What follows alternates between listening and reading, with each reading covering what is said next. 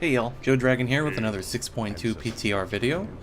Okay, so I figured out why I couldn't proceed with the shipyard quest line, and it turns out the NPC would randomly spawn and then run out of the area and phase out. So I was able to grab him as soon as he spawned and continue from there.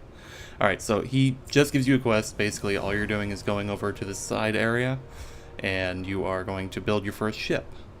And this is actually going to be the transport ship to send you to Tanaan Jungle. In order to build the ship, it basically works like a work order. You talk to the guy, and in this case you use 150 resources. Now they actually lowered it because originally it was supposedly 1,000 resources for your first ship.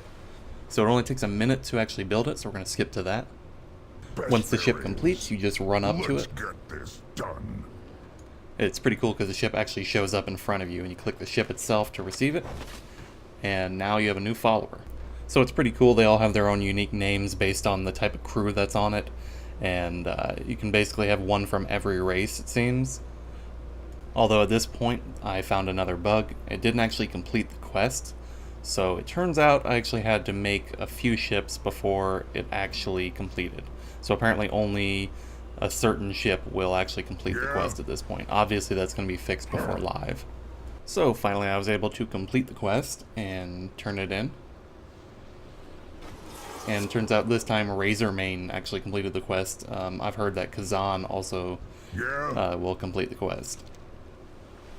Alright. So the next step, you actually go to talk to Draka and start the invasion. So at this point I just wanted to check out the ship I built before I set off, and I was surprised by the current crew. Yeah, so the ship is currently crewed with the Alliance humans, and when you get close to them, they will initiate combat. They're level 90, so they don't really hurt you too bad. Well, took a quarter of my health, but PTR is PTR.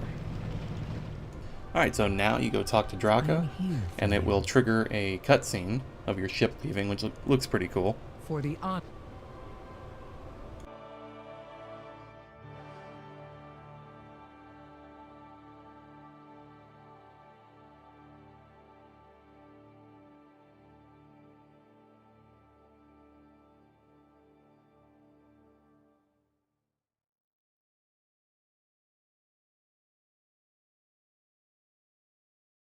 So after the ship merges with its doppelganger, as you saw, you'll meet up with Draka, who will inform you that though the Iron Horde have abandoned these docks, the Bleeding Hollow are currently looting it. Next, you're going to have to kill a Bleeding Hollow leader and a Shadow Council cultist. Then you get a little bit more information about why they're there and what's currently going on in Tanaan. Next, you're going to meet up with Shadowhunter Mutumba, who's going to have you run up a fiery ramp of death. And then once you make it through that, you'll have to destroy the main defense cannon. This is going to give your forces a foothold, and then you're going to be able to construct a base. Now, Volmar is going to be your main quest hub for Tanaan. You'll gain a new flight path, so you'll be able to return here much more easily. If you go into the main building, you'll get another quest from Draka, which is basically just going to send you around the zone.